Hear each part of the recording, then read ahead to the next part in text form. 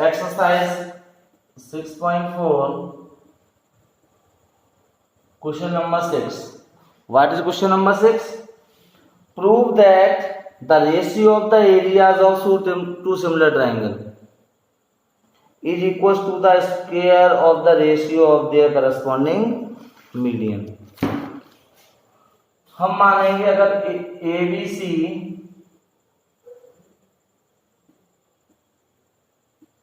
and PQR are two triangles.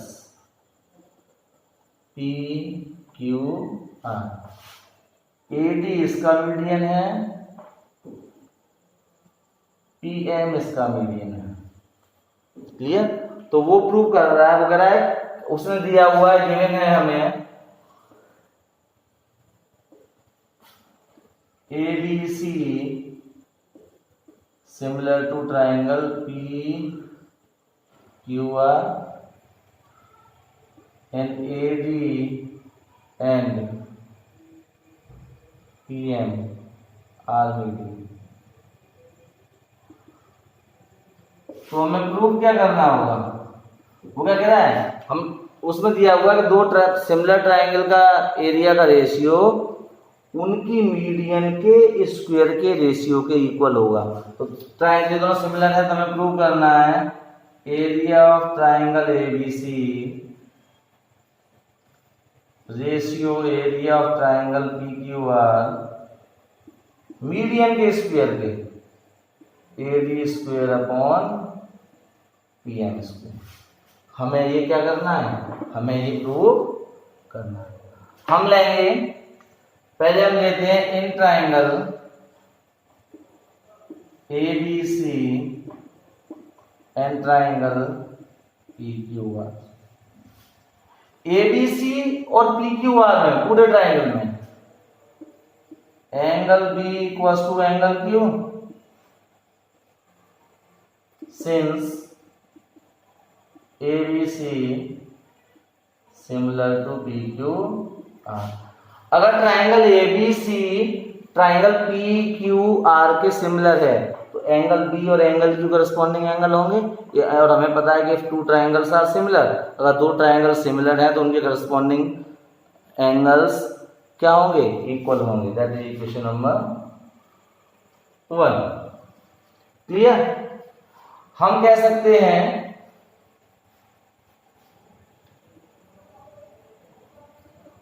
AB upon PQ equals to BC upon QR. दोनों triangle similar है तो corresponding side का ratio same होगा. तो AB upon PQ होगा, BC upon QR होगा, BC upon QR होगा. अब देखो AB अपॉन PQ होगा,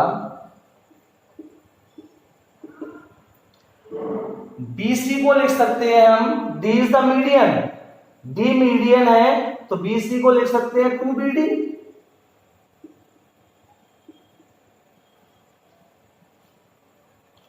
और QR को लिख सकते हैं 2QM.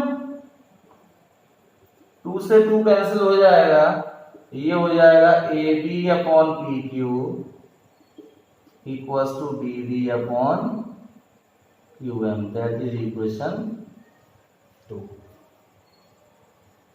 Clear?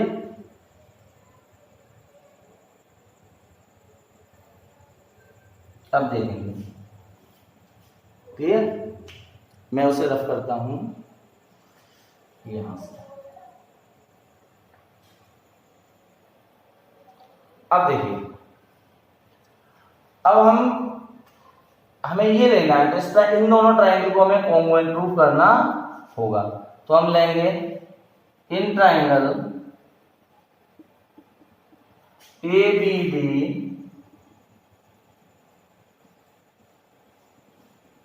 And triangle PQM angle B equals to angle Q. First से क्या है, एंगल B एंगल Q के इक्वल है. फ्रॉम फर्स्ट क्या है, AB upon PQ equals to B D upon Q M, ये आएगा फ्रॉम सेकंड से।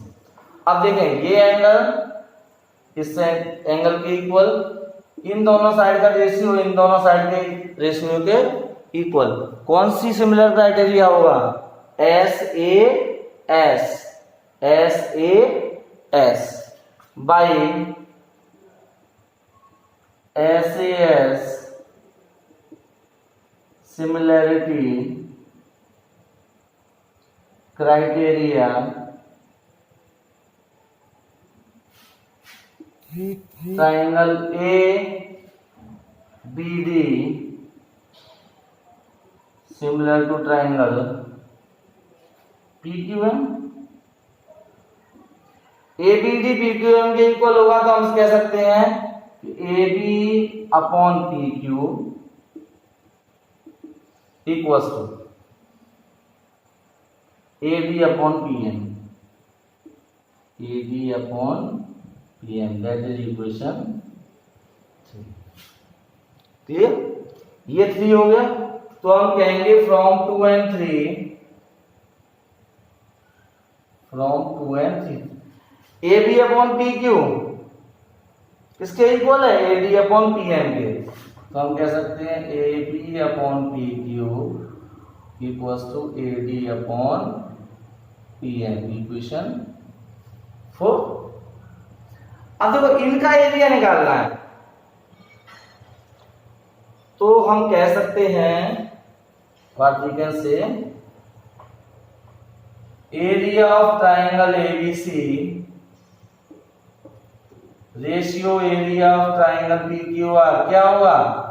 हमने पढ़ा है area of similar, area of two similar, ratio of the areas of two similar triangle is equals to ratio is of the square of the two corresponding side, यानी किसी दो similar triangle के area का ratio उनकी corresponding side के ratio के square के equal होता है। तो हम कह सकते हैं यहाँ A B upon P Q का square, area of triangle ABC ratio area of triangle P Q R, A B upon P Q की जगह हम क्या लिख सकते हैं? A D upon P M, A D upon P M का square. तो हम इसको ऐसे भी लिख सकते हैं area of triangle ABC ratio area of triangle P Q R equals to A D square upon P M square. A D और पी एम क्या है? मीडियन है। तो हम कह सकते हैं ratio of the areas of two similar triangle, दो सिमिलर ट्राइंगल के एरिया का ratio is equal to the square of the ratio of their median, उनकी मीडियन के स्क्वायर के रेशियो के इक्वल होता है। That is our question number 6। Question number 7 of exercise 6.4। Question number 7 क्या है? Prove that the area of equilateral triangle described on one side of a square is equals to half of the area of the equilateral triangle described on one of its diagonal। Question क्या कह रहा है? Question कह रहा है कि किसी भी square area of the triangle describe on one side of A square, यानी एक ट्राइंगल की एक साइड पर बना है और एक ट्राइंगल के डायगोनल पे बना है। तो area of the triangle describe on one side of A triangle is half the area of the describe on its diagonal, यानी जो साइड पे ट्राइंगल स्क्वायर की साइड पे जो ट्राइंगल बना है उसका एरिया स्क्वायर के जो डायगोनल पे बना है उस ट्राइंगल के एरिया का हाफ होगा। तो हम कह सकते हैं हमें प्रूव करना है area of triangle BC equals to 1/2 into area of triangle AC है, यानी साइड पे ये बना है डायगोनल पे ये बना है। हमने मान लिया let side of square BA, तो ये ए हो गई, ये ए हो गई, ये ए हो गई, ये ए हो गई। क्यों हो गई है? This is the equilateral triangle. अगर इस ट्राइंगल की एक साइड ट्राइंगल स्क्वायर की साइड है तो इसकी बाकी साइड भी स्क्वायर की साइड के इक्वल होंगे। Diagonal of square, diagonal of square क्या होता है? साइड रूट 2 होता है। Side root 2 equals to a root 2। तो ये क्या हो गया? ये ए रूट 2 हो गया डायगोनल। ये इक्विलेटरल ट्राइंगल है तो ये भी ए रूट 2 और ये भी ए रूट 2। क्लियर? अब हम निकालेंगे, क्या फाइंड आउट करना है? इस ट्राइंगल का एरिया इस ट्राइंगल के एरिया के हाफ होता है। Clear? Now in triangle BCE, area of BCE and area of ACF। BCE और ACF का एरिया निकालेंगे हम। Area of triangle BCE ratio area of triangle ACF equals to क्या होगा? हमने पढ़ा है कि the ratio of the areas of two similar triangle is equals to the ratio of the square of the corresponding side. Equals to हम कह सकते हैं BC अपॉन AC का स्क्वायर। तो ये हो जाएगा area of triangle BCE ratio area of triangle ACF। BC is what is BC? BC is A, AC is A root 2,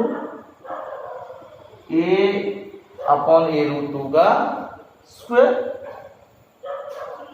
अब हम फाइंड आउट करेंगे area of triangle BCE upon area of triangle ACF equals to A का square A का square A और root 2 का square 2, तो 2A square. A square से A square cut जाएगा, ये आ जाएगा area of triangle BCE upon area of triangle ACF equals to 1/2 और हम इससे ये निकालेंगे area of triangle BCE equals to 1/2 into area of triangle ACF। BCE कहाँ बना है? स्क्वायर की साइड पे। ACF कहाँ बना है? स्क्वायर के डायगोनल पे। तो यही प्रूव करना था, जो ट्राइंगल इक्विलेटरल ट्राइंगल स्क्वायर की साइड पर बना है उसका एरिया जो ट्राइंगल स्क्वायर के डायगोनल पे बना है उसके एरिया का हाफ होगा। ठीक है? यही हमें प्रूव करना